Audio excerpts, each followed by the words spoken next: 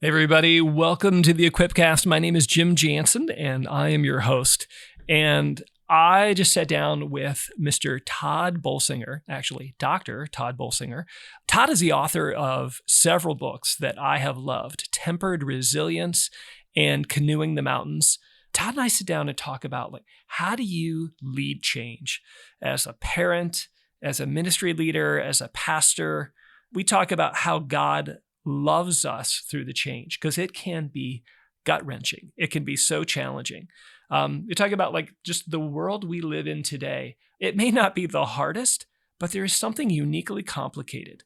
Tod shares a little bit of his own story. Tod teaches at Fuller Theological Seminary. Tod was raised Catholic, shares a little bit about his Catholic roots and his experience with Ignatian spirituality.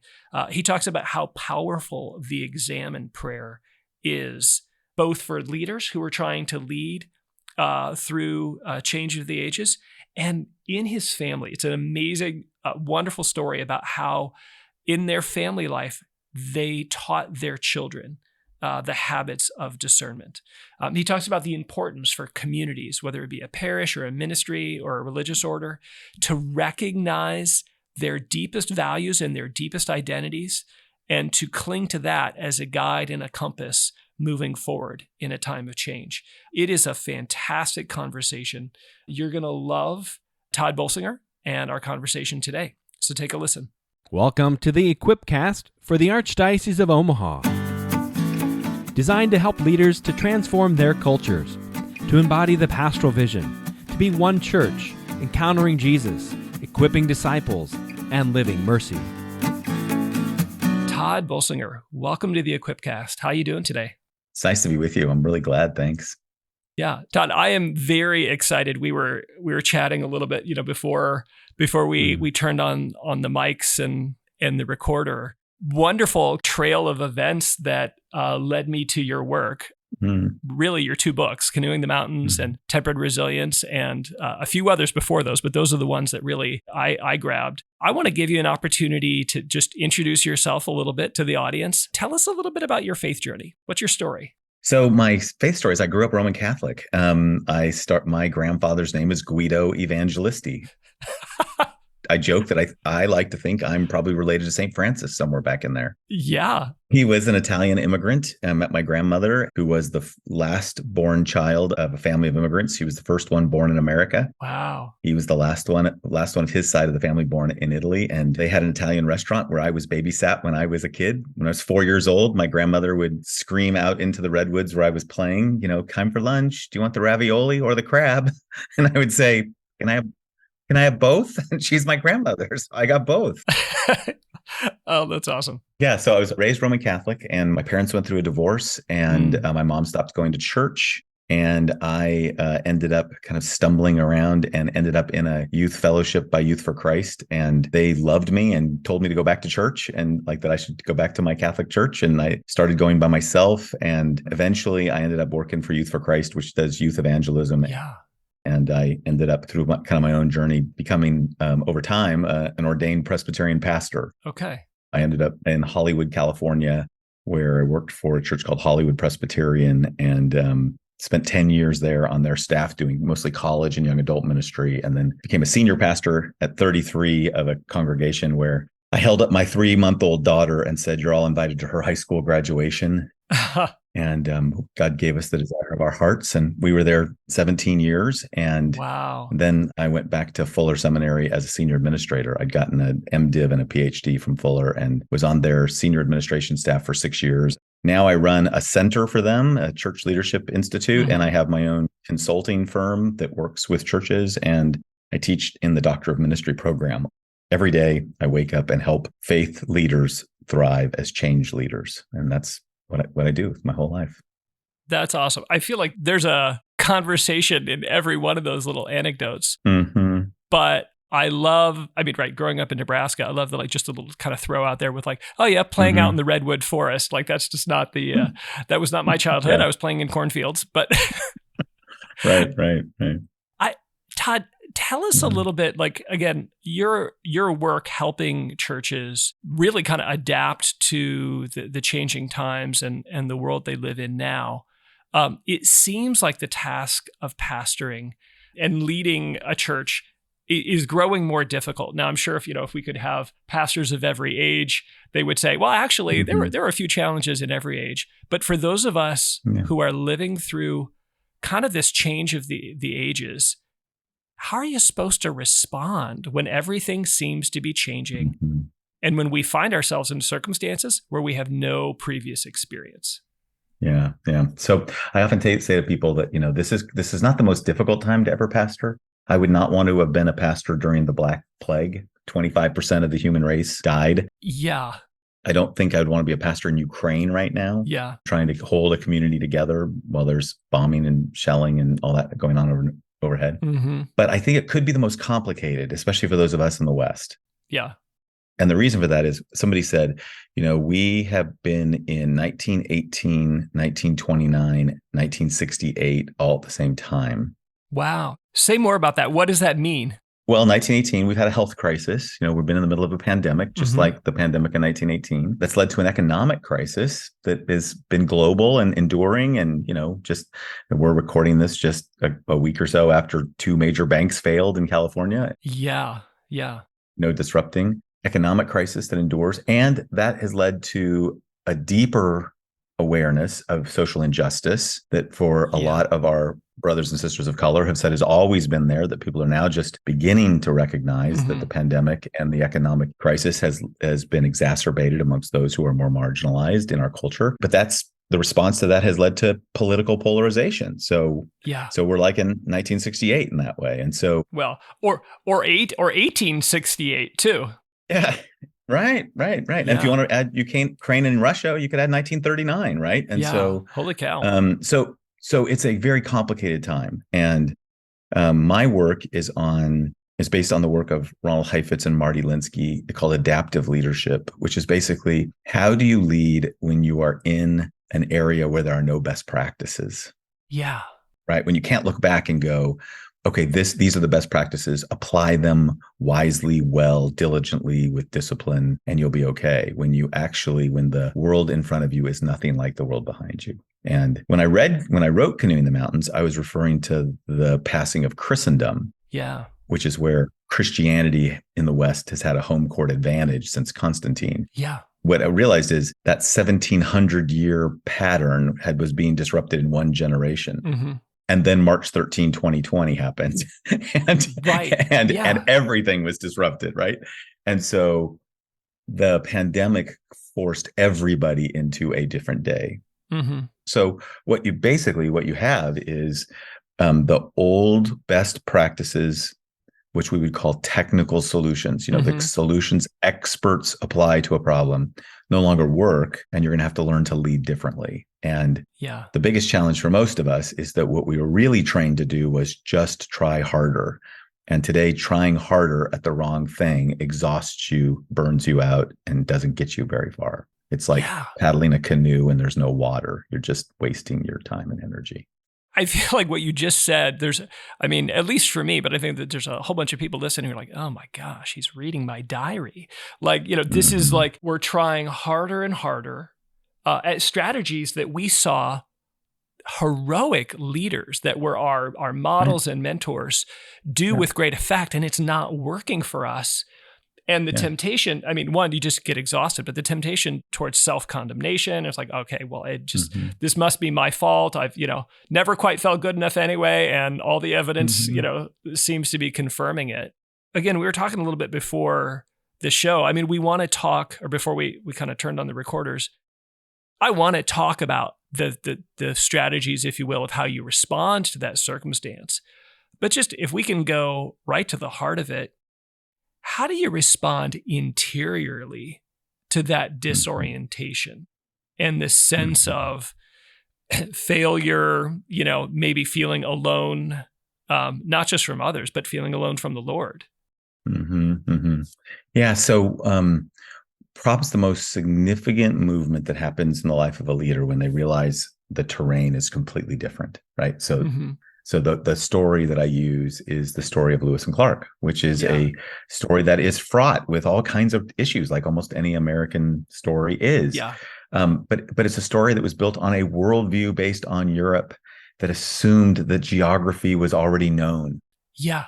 So if you could master the oceans, because the water routes were the most important thing, whoever could claim the water route would be the most powerful nation in Europe. So they're all, because then you'd claim the trade routes and you could tax everybody else, right?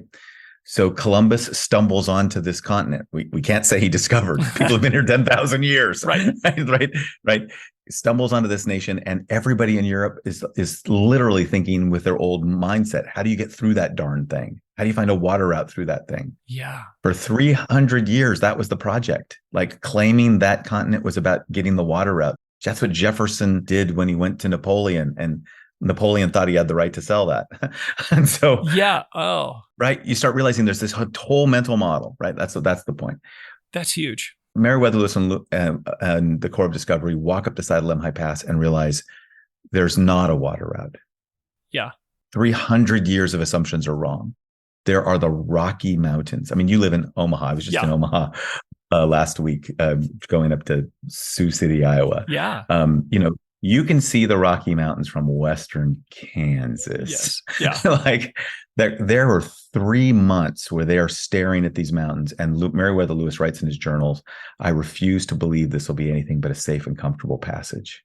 They are in denial, complete denial. Wow. Well, that's a quote. So he can see them, right? So he's approaching for months and it's like, it'll be fine. It'll be fine. Wow. And so what we have is a lot of church folks doing the same thing. I'm sure it's going to be fine. I'm sure we'll find a water route. I'm sure all we got to do is keep paddling. And all of a sudden you realize you're a canoeer and you're facing mountains. And there's only thing you can do is acknowledge that you don't know what you're doing. Yeah. Like the world in front of you is not the same as the world behind you. And you're going to have to drop the canoes. So you're going to have to learn from people like Sacagawea, a teenage Native American nursing mother, who's on her home turf. You're the one who's not on home turf. They are. Have to learn from the people of this area humbly. You got to be a learner. Mm-hmm. And you're going to face loss. If you came on this trip because it's a canoe trip, and these are guys who invented a boat for this trip. Yeah. They're good boat people. And they have to drop their canoes. Yeah. They have to probably burn them for firewood. I mean, thank you for that. That is so, it's one thing. It's like, oh, shoot, I guess we'll let the canoes go. But like they selected people based off their ability to paddle. They, they built their own boat for this. And they're like, all right, I guess we're done. Or at least done with the boats. Yeah. So it's an identity change. You're no longer a canoeer. You now have to be a discoverer, and you're not discovering a water route. You're discovering a whole new world, at least new to you. Mm-hmm. And you're having to decide, what does this mean for us? And so I said, every single church I know is right on the edge of the Lemhi Pass, asking the question, okay, the future in front of us is totally different than the world behind us. We were trained for the world behind us. Mm-hmm. So what are we going to do? What are we going to do? And some are saying, well, we'll just stand up here and we'll have an Airbnb and we'll talk inspiring about the future and we'll hope young people will go. Right? Yeah. Others are doubling down on going back. We're not about exploring. We're about canoeing. Mm-hmm. We're going to preserve canoeing. We're going to pass on the history of canoeing. We're going to make canoeing great again. You know, this great desire to go back to the past, My gosh. Hold on to a past. Yeah. That, or there's some who are saying, okay, we're going to have to learn and we're going to have to face loss and we're going to have to go forward humbly and we're going to have to learn as we go. Yeah. And the leadership of the future is going to have to be that third choice. Yeah. How do we learn as we go? Tod, I want to dive into that moment because I love in the book, Canoeing the Mountains, like you kind of take us into the moment where, Lewis and Clark, they have an identity that is built on, okay, we're river navigators. We're taking boats here and we're going to find a water route to the Pacific. When they find themselves like, oops, okay, that's not going to work. Their ability to move forward is based off a deeper identity that pre-existed the water route. And that is, we are explorers. Talk a little bit more about that, because I think what often is so challenging for us as leaders is that, we're not supposed to betray our identity. But sometimes as we have to adapt, it feels like we are betraying it. Yeah. Yeah. So it's interesting. Everything we do when we do, I work with churches and universities and nonprofits. And I was in Bangkok last week working with an international nonprofit, and I'm working on a strategic plan with a university that is aspiring to be the next Protestant Notre Dame, right? So all of these are churches, are groups who are thinking about the future. They're just remarkable people. What I always say to them is the key to your future is actually found in your past. Not by clinging to your past, but by understanding the identity of your past. Yeah. What Catholics have always called the charism. Yeah. Right. The charism of the founder. This is the place where my Catholic heritage helps me a lot, because I'll say, look, my friends tease me that I'm a Presbyterian pastor who sounds like a Jesuit. I'm kind of a Presby Jesuit. That's great. There's Saint Ignatius's charism was to be a missionary who would go anywhere in the world for the greater glory of God, right? Yes. So they literally didn't found monasteries. They instead had a set of spiritual practices that you could take with you wherever God sent you that would keep you connected to each other, right? Right. That's adaptation. That's early adaptation, right? It's one of my favorite things is that Pope Francis, who's a Jesuit, took Francis's name, right? Yes. Because Ignatius was inspired by Francis. Yeah. And so this notion that our identity is both deeper than we have it today and is also fixed in something of the past is our gift. Yeah. It's our opportunity. The problem we have is that we let our identity be shaped by either the challenges or the voices around us. And that capitulating to the moment keeps us from the deeper identity and the greater transformation that's possible. Right. Well, and at the risk of kind of, mixing metaphors and images from different authors, when we let what we do tell us who we are, it's hard to adapt. It's hard. Like, well, I do this and this and this, but if we let why we do be a little bit more of a defining agent, then we're far more able to adapt. Again, I think Lewis and Clark. Well, I mean, I like this canoeing thing, but we're explorers, so we're going to go explore. Yes. Yeah. So one of the questions I always ask is, think about this. They're sent by Congress. We got the document. Your job is to find a water route that will connect basically the Mississippi River to the Pacific Ocean, right? Yeah. Your core of discovery is to discover a water route. And I think it's using the language of the doctrine of discovery that came out of the Catholic Church. As a government, we're going to claim that. We're going to believe that God gave us that, right? So we want it, right? Well, but at their core, what's interesting is why, when they got to the top of the Lemhi Pass between Montana and Idaho, and he looked over and realized there isn't a water route. People have been wrong for 300 years. The entire economic policy of the United States is built on the assumption that they're going to get a water route. Why didn't they go back, immediately tell Jefferson, change your policy? Yeah. Because Jefferson had actually a deeper value that he passed on. Yes. To Meriwether Lewis. And that value wasn't necessarily Christian. It was a Enlightenment value. The Enlightenment value is the belief that the growth of human knowledge leads to the growth of human happiness. And we could have a big theological and philosophical discussion about that one. But that was what they believed. So at that moment, Meriwether Lewis knew that what Thomas Jefferson would want him to do was give up the dream of the water route to discover the world in front of him, because that would be better for the world. Yeah. So they went to their deepest values. Yeah. Now, again, they're not necessarily my values, but they're their values. Right. And what you start realizing is there's an energy about letting people and community and congregations rediscover their deeper values and go from there. Yeah. Tod, can you translate this into kind of a Christian context? Because you've worked with a number of churches, religious orders, I think where we can, those of us listening can resonate with, it's that common value. Because every organization, every little parish church kind of has their own DNA. Yeah.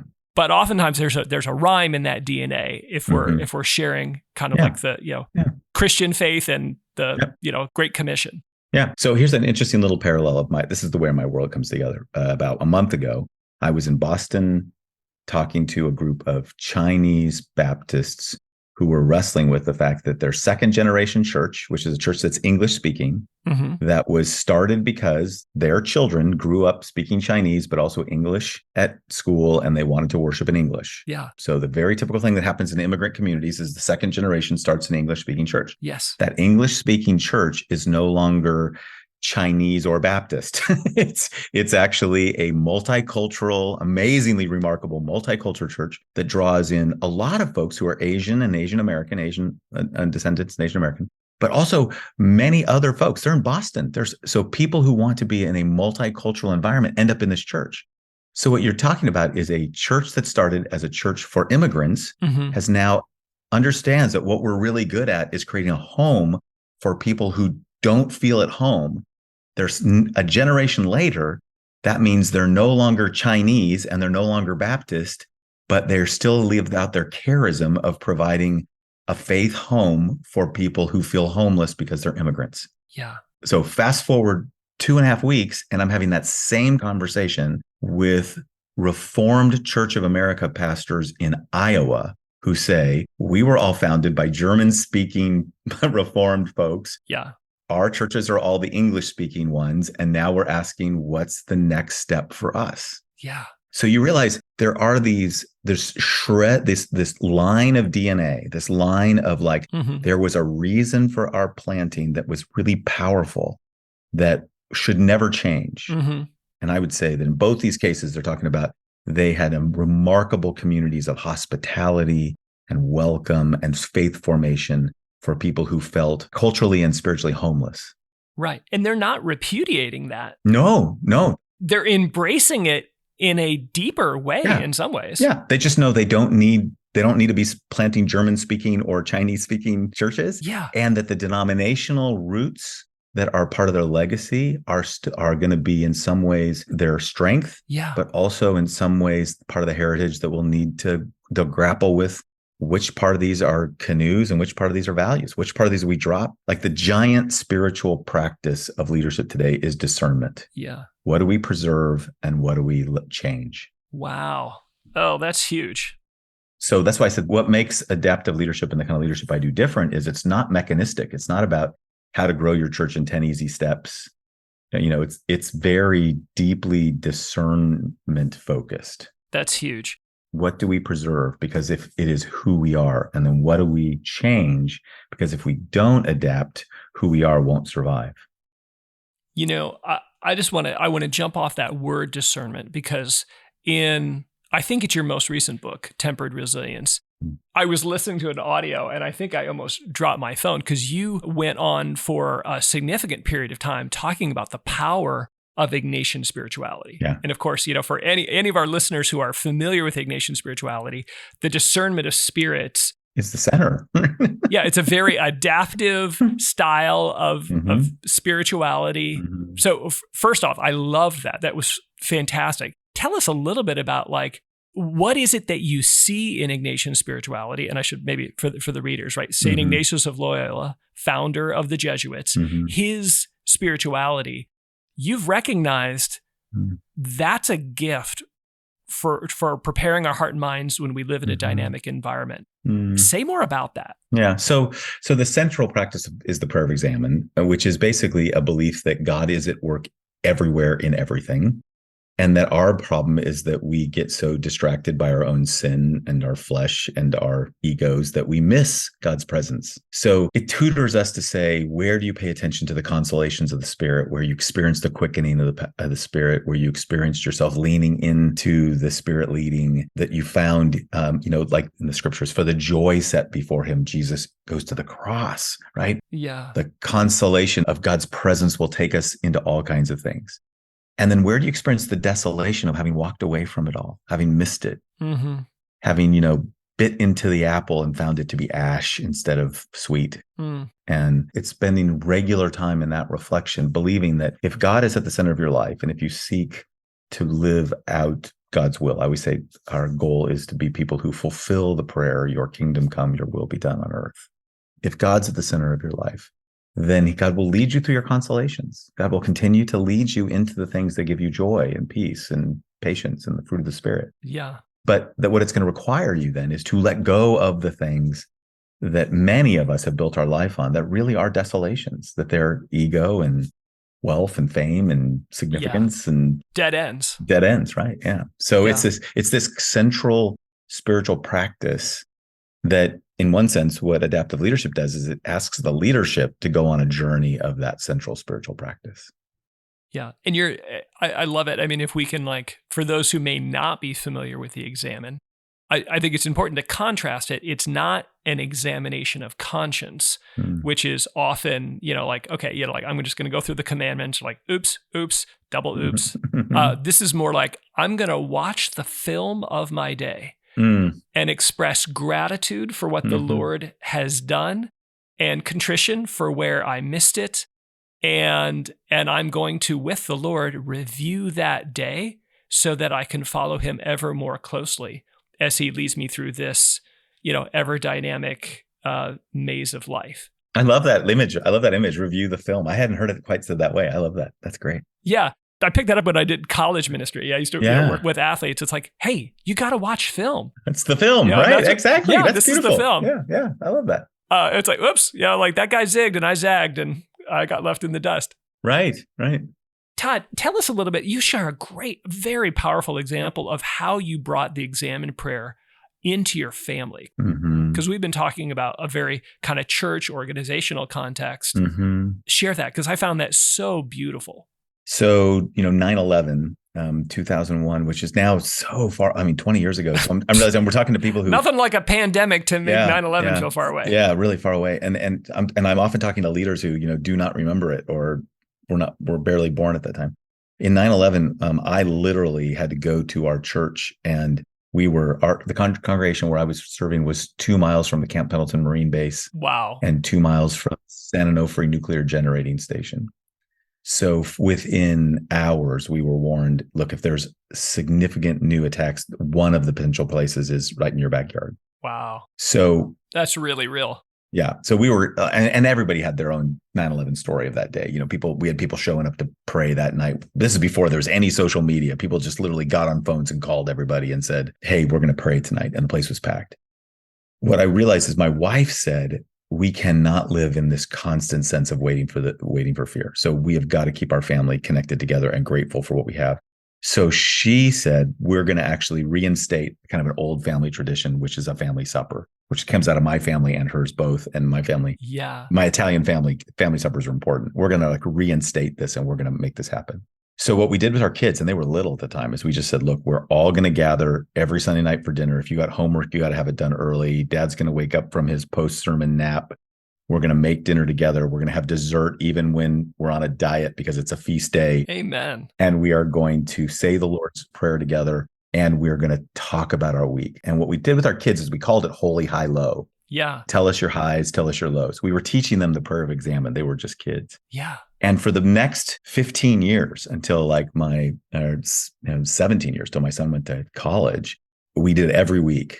And what we learned was, this is how our family learned to pay attention to God's presence in our lives. And every decision we made, which college we're going to go to, what decisions we're going to make, whether I'm going to go speak somewhere, all that kind of stuff, we started around that table asking, where do we see God's presence? Where are we missing God's presence? Where's our consolations? Where's our desolations? Where's our highs? Where's our lows?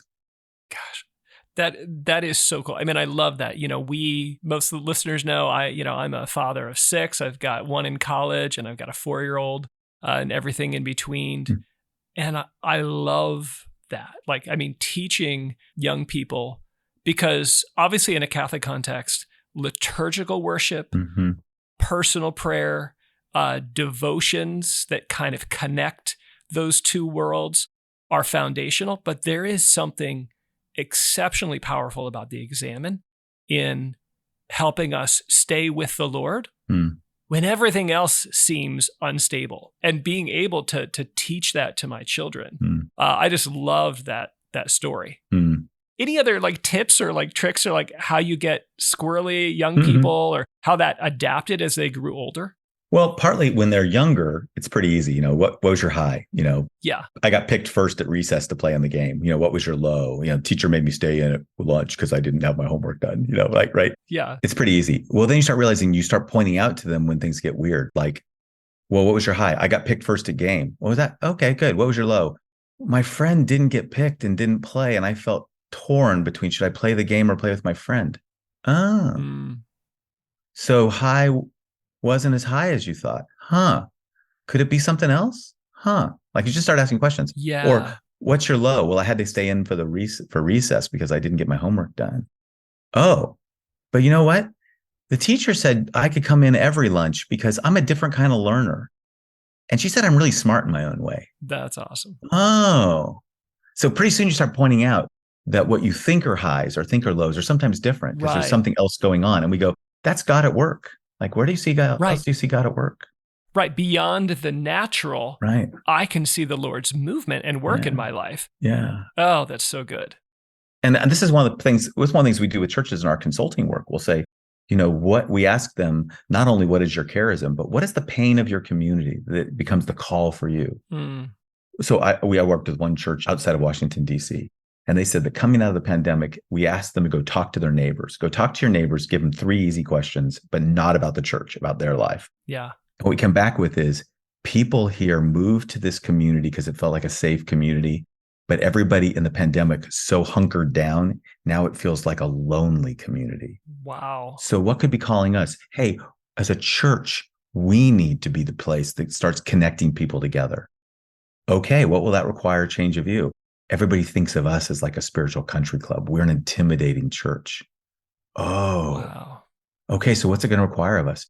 We got to figure out how to rekindle our charism of being hospitable and connecting to people because the community needs it. We have a calling here, a purpose here. Yeah. That will then require us to adapt and go through transformation. Yeah. Well, and that's a communal discernment. Tod, can you speak into that? Because I think it's one thing for us to know how to discern as an individual. Yeah. It's like, okay, should I take this job? Should I not? Do I say yes to this speaking engagement, volunteer here, there, whatever? How do you lead communities, whether it be a small community, like a team at a church or, executive team, whatever? Yeah. How do you lead a community or a team to discern? Well, what we do is when we go to work with a group of people, we ask them to give us a little, what we call transformation team. It's like, give us a core of discovery, give us a small group of people who are going to go and experiment and learn and bring stuff back.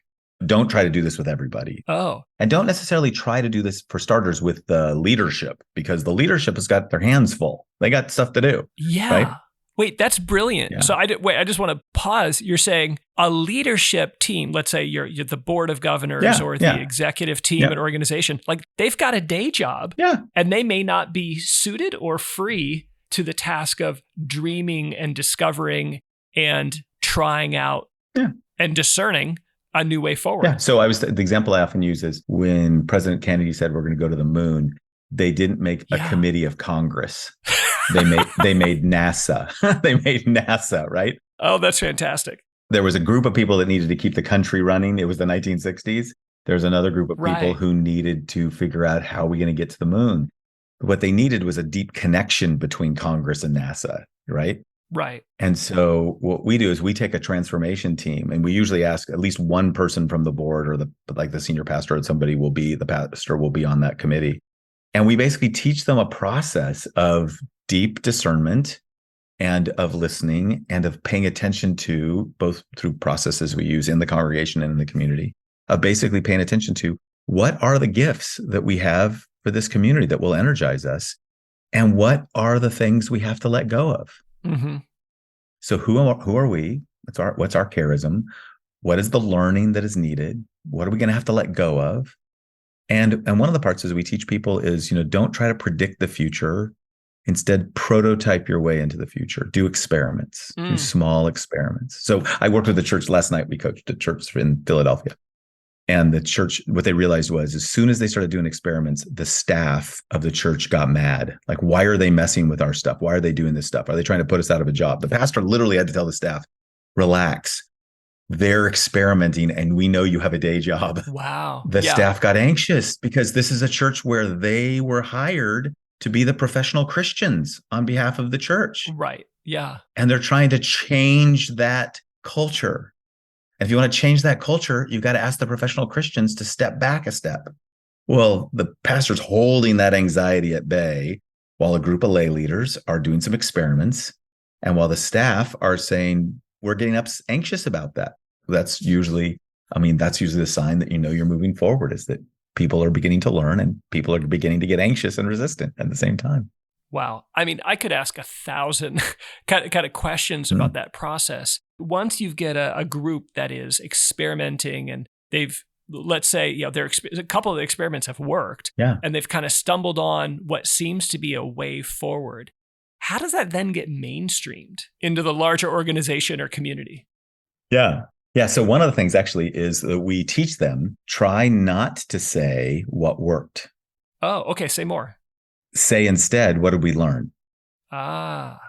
Experiments are about learning. So what is the question you want to explore? What do you want to learn? So oftentimes when people say what worked, what they said is, hey, we stumbled onto something that's kind of cool. That's really interesting, that this seems to work. Mm-hmm. Okay, tell us what you learned.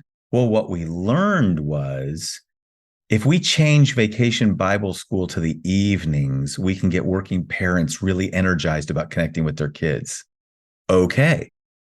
What we also learned is, for parents who want Vacation Bible School to be a kind of daycare during the summer, they're upset about that. So we have competing values to work out. Okay. Once I can name two competing values. Oh, that's great. Now we're back to the place of discerning. So what does God want us to do?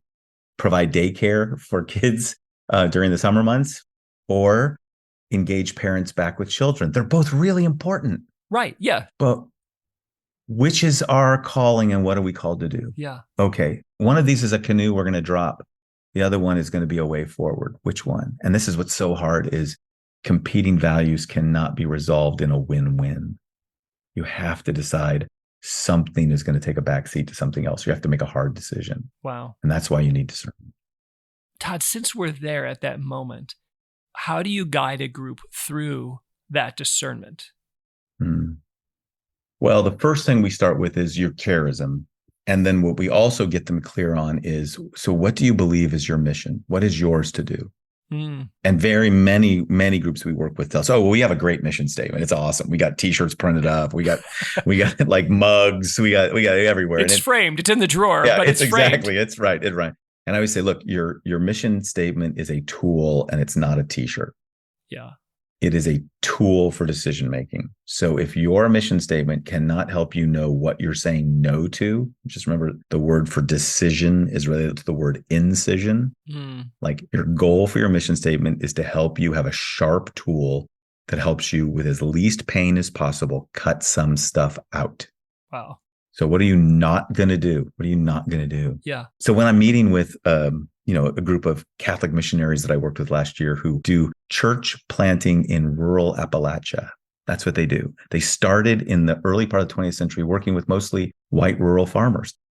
Today, it's necessary that everybody speaks Spanish. Rural Appalachia is church planting in the Catholic Church is mostly among Spanish language people. Wow. So Spanish is important, right? Spanish is really important. But what they can cut out is, we know we're not going into the big cities. Like, we're rural. And we know if you say, oh my gosh, we love our work and we'd like you to come join us in Colorado, they'll say, take all of our tools and go do that. We're called to rural Appalachia. Yeah. Like, we know we know this is our calling. Mountains, yes, but not those. Yeah, right. Wow. So then you start realizing the mission always wins. The mission always wins. That's the discernment part. Like, what is it we're called to do? And how does that, like, it's not the pastor, not the biggest donor in the church, not the group of people who've been here forever, who say, this is our church. My grandparents founded it. I mean, there is a church in Washington that my great grandmother founded. My name is on their door. Right? Wow. That's like, I don't get to go show up there and go, right. No, the mission always wins. Yeah, that is huge. Again, not unique, right. But here, and just as you speak, I'm really drawn back to our immediate context. Yeah. Because so often here in, again, Midwest, Nebraska, Kansas, Wisconsin, Iowa, we built churches for immigrant communities a wagon ride apart. Yeah. And now, both because of disaffiliation of the faith and population shifts from rural to metropolitan centers, all of these factors, we can't staff those little places anymore because the people aren't there. Yeah. The souls that once were there are no longer there. And man, that process of getting back to like, who are we and what is our mission, we found it to be really powerful in what I would say, we call it the pastoral planning context. Yeah. And man, I mean, I love it. It really does seem to be the call of the church in almost every context today. And what's interesting is that once you have gone through that process of discernment and gotten clear on this is ours to do, kind of like Moses in front of the burning bush, this is yours to do, Moses. Yeah. Go back to Pharaoh. You don't want to, but this is yours to do. Once you get clear, this is ours to do, now there's going to be changes. So one church I give example, there's an urban church in an urban southern city. They said, our conviction is we've always been a church that cares deeply about being missional. Like our neighborhood is right outside our door. We're going to reach our neighbors. The neighborhood has now changed and it's much more multi-ethnic. So they said, we are going to become a multi-ethnic. The pastor literally said, our mission is to be a multi-ethnic movement of missional disciples. That's what we're about. 2,000 of them in worship. They have the most diverse staff I've seen of any group I've been with, except for the Seventh-day Adventists. They seem to be the most diverse group I ever with. Really, really diverse. It's amazing. They only have one problem, which is that every single week that pastor preaches to 500 empty seats, because they used to be 5,000 members when the community was more homogeneous. And they got church members who said, we built this sanctuary 25 years ago because you said our vision was to be 10,000 members. And they said, well, back then, when the homogeneous demographics pointed toward church growth in that way, it would look like we're just going to keep growing. But our deeper value is that we reach our neighbors, and our neighborhood has changed. So we're no longer interested in being 10,000 members. We want to be a multi-ethnic movement of missional disciples, which means they're 2,000 members, which means they have a building that haunts them every day. Wow. And including people who say to him, if you would stop talking about all this ethnic stuff, we could grow again. People would drive in to hear you preach. Now there's your values. Do you reach your neighborhood, or are you supposed to be 10,000 members? Pick a value. Right. Well, and what's our calling? What's the calling, right? Right. Wow. Tod, you mentioned Moses there, and I wanted to ask, you reference in Tempered Resilience that when a leader, and this could be a parent, this could be in an educational context, obviously a church context, sets out to lead change, they should expect resistance and even betrayal, which is a strong word. Can you talk more about that? Yeah. Tempered Resilience was written because when I started talking about canoeing the mountains and about adaptive change, the stuff we're talking about, leaders came to me and said, yeah, but your chapter on sabotage, you have a chapter on sabotage. Ed Friedman, who was a Jewish rabbi who wrote about this stuff, said that every single group that goes through change is going to experience that loss. That loss is going to lead to high anxiety. People are going to be fearful of the future, and they're going to then want to stop it. Just unconsciously, they're going to believe they're doing the will of God to stop the transformation that you believe God wants you to do. Yeah. And so what I started looking at was, how do you develop the resilience to face the internal resistance? That's the most soul-sucking thing that leaders face. It's not the daunting world out there. It is when you call people to the mission of the world out there and they say yes, and then they turn on you. Yeah. And they resist you. Yeah. So Tempered Resilience was built on that. And what I did is, one of the parts I based it on was Moses's own experience of taking the Hebrews through the Red Sea, like the greatest miracle anybody would see until the resurrection, through the Red Sea. You would think it'd be convincing. 650,000 of them. We're not talking 12 guys in an upper room. Yeah. We're talking 650,000 of them all get to go through the Red Sea together. And they all watch Pharaoh's chariots end up dead on the beach because they tried to go through. Like, God is so protecting them. And 6 weeks later, it literally says in Exodus 16, 6 weeks later, I always say to the Baptists, for us, that's Lent. For you, that is the time between Thanksgiving and New Year's, right? Oh my gosh. But That's 6 weeks later, they're saying, slavery, they killed our children. Yes. But we did have leeks and onions. Yeah. Maybe we should go back. Yeah. They literally, Exodus 16:3, all the people complained against Moses 6 weeks later. Yeah. What I tell people is sabotage is normal. It's natural. It's to be expected. Mm-hmm. It's not the bad things that evil people do. It is the human things that anxious people do. Thank you for that, because I think just that last line, like, it's not what evil people do. It's what scared people do. And it's human. Yeah. When you get really scared, it's really human. Yeah. Yeah. Well, and that helps, because I think those of us who we find ourselves in leadership roles, we're like, I love you. I thought you loved me. What the heck happened? We're like, well, they're scared. They're scared. Oh, all the time. Yeah, literally, like, one of the hardest parts is Friedman has an entire statement that I put on every time I speak, I put it on the board, where he says, look, it's part and parcel of the leadership process. Yeah. Sabotage.